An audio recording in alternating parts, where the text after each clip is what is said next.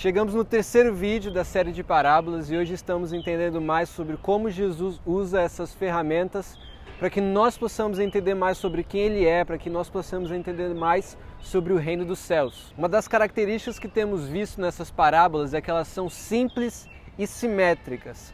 Por quê? Você nunca vê mais de duas pessoas dentro de uma mesma cena. Sempre é uma ou duas pessoas participando de uma cena, nada mais do que isso, porque Jesus sempre quer simplicidade na interpretação daquilo que ele está passando. Esta parábola que nós vamos ver hoje é a menos alegórica que nós temos, mesmo assim ela continua focando muito no mundo do primeiro século onde Jesus estava vivendo. Ela pode ser considerada uma das principais parábolas, principalmente por se tratar de discipulado, por se tratar de reino dos céus e como um discípulo de Jesus deve viver. Nesse vídeo nós vamos falar sobre a parábola do bom samaritano. Essa parábola é fruto de uma pergunta que um mestre da lei faz a Jesus. E é interessante a estrutura que a gente tem nessa parábola, porque no fundo e no final de tudo, a gente percebe que o mestre da lei faz perguntas das quais as respostas ele já sabe. Nós percebemos que a primeira pergunta vem do mestre da lei. E o mestre da lei pergunta a Jesus: o que eu preciso fazer para herdar o reino de Deus? Jesus, em vez de responder diretamente, primeiro faz uma pergunta. Nós vamos considerar essa a segunda pergunta. E ele pergunta ao mestre da lei: o que está escrito na lei? Então o mestre da lei responde à pergunta de Jesus: ame a Deus de toda a sua alma, de toda a sua força e entendimento, e amai o seu próximo como a si mesmo. Após essa resposta, Jesus dá uma segunda resposta. Ele diz o seguinte: faça isso e viverá. Não satisfeito, esse mestre da lei quis justificar por que ele fez essa pergunta. Então ele perguntou de novo a Jesus: mas quem é o meu próximo? A resposta de Jesus novamente não é uma resposta, mas vai ser uma parábola, e depois dessa parábola ele vai fazer uma outra pergunta. Então ele começa a contar. Essa parábola conta sobre um homem que descia de Jerusalém até Jericó. No meio desse percurso, esse homem acabou sendo assaltado, espancado e deixado nu, quase morto no meio dessa estrada. Um pouco de tempo depois, um sacerdote, um homem da lei, estava passando por esse caminho. A parábola diz que o sacerdote viu o homem e mesmo assim escolheu passar de lado. Um pouco depois, um levita, um homem conhecido também por conhecer a lei de Deus, estava passando pelo mesmo percurso, viu este homem nesse estado, espancado, nu, e mesmo assim decidiu passar direto. A parábola diz então que a terceira pessoa a passar por esse caminho é um samaritano. O samaritano vê este homem, vê o estado dele e tem compaixão dele. Ele decide cuidar dessa pessoa, gastar o dinheiro dele com essa pessoa para que essa pessoa possa ter o melhor tratamento possível depois de tudo que ela passou. Assim que a parábola termina, Jesus faz uma pergunta para o mestre da lei.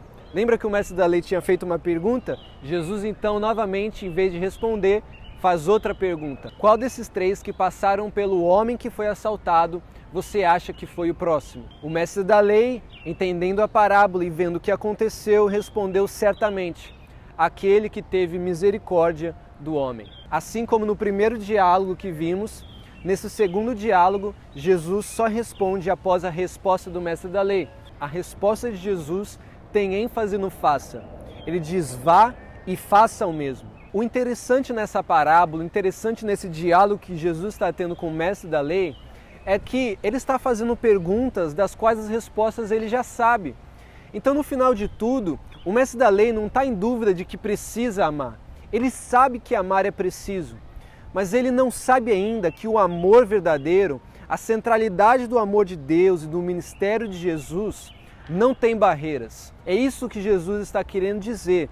E ao explicar com essa parábola, o mestre da lei entende que preciso ter misericórdia, que preciso servir aquele que necessita. Jesus quer mostrar com essa parábola que três pessoas viram esse homem necessitado.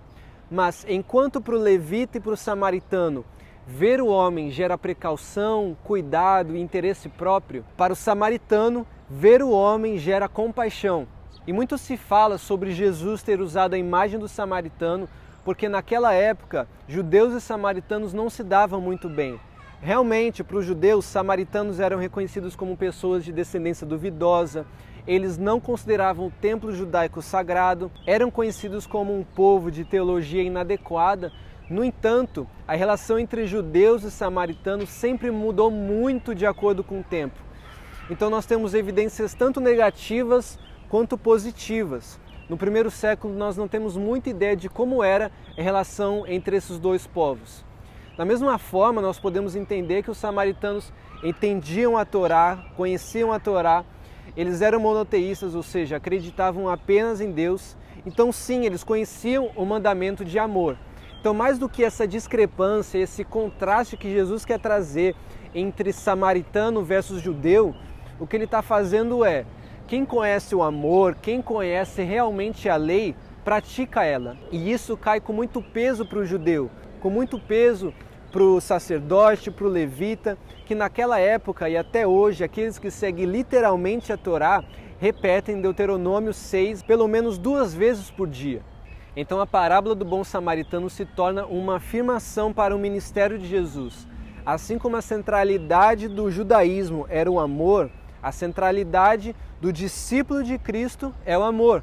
E o discípulo que entende o amor de Cristo, que entende que Deus amou ele primeiro, vai responder com amor. E nunca teremos permissão para dizer que já amamos o suficiente, nem para escolher quem deveremos amar. A famosa frase de Jesus de amar o próximo como a si mesmo, muito foi usada para justificar amor próprio, de que a pessoa primeiro precisa se amar para depois ajudar alguém. Não é isso que Jesus está querendo dizer. Quando Jesus fala como a si mesmo, ele está querendo dizer como você gostaria que amassem a você, como você gostaria que alguém servisse a você se você estivesse nessa situação, se você fosse a pessoa precisando de ajuda. Então, muito importante, apesar dessa parábola ser fruto da pergunta o que preciso fazer para herdar o reino, Jesus não está falando sobre ganhar salvação ou sobre merecer salvação.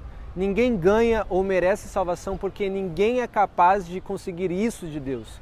O que Jesus está querendo dizer é que o discípulo possui uma identidade.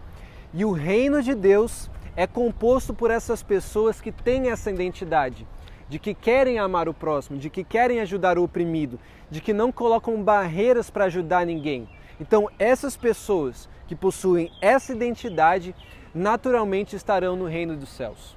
O teólogo Klyne Snodgrass, que é muito conhecido pelo estudo dele nas parábolas, diz o seguinte: basicamente, o que Jesus está fazendo quando perguntam para ele o que devo fazer é responder que tipo de pessoa você é. Ou seja, a resposta correta depende da identidade da pessoa. Não é sobre hipocrisia ou simplesmente fazer por fazer, ser obras por serem boas obras. E se o mestre da lei realmente vivesse o que a lei diz, ele nunca teria perguntado quem é o meu próximo, porque ele saberia que o próximo não é definido, mas sim descoberto. Ele saberia que aquele que está passando por necessidade é o meu próximo, aquele que precisa de ajuda, qualquer um que precisa de amor é o meu próximo. Então essa parábola nos leva a pensar sobre a nossa vida. Será que eu tenho encontrado o próximo? Ou será que eu tenho tentado definir quem será aquele que eu vou ajudar? O que Jesus está fazendo é mostrar que não existem barreiras. O amor dos céus é o amor que serve a qualquer um. Essa parábola, como eu disse no último vídeo, é considerada uma das mais importantes porque ela define como deve ser o discípulo, ela define o que Jesus espera daquele que segue a ele e mostra como é o Novo Testamento. Não um livro de instruções do que devemos fazer exatamente linha a linha, mas como deve ser o nosso caráter. Se nós entendemos como o nosso caráter deve ser, nós conseguimos nos adaptar a qualquer situação, porque o meu caráter vai estar assim como o caráter de Jesus, preocupando-se com aquele que precisa. Amar o próximo é difícil, mas nenhuma alternativa sobra para aqueles que realmente querem seguir de coração a Jesus.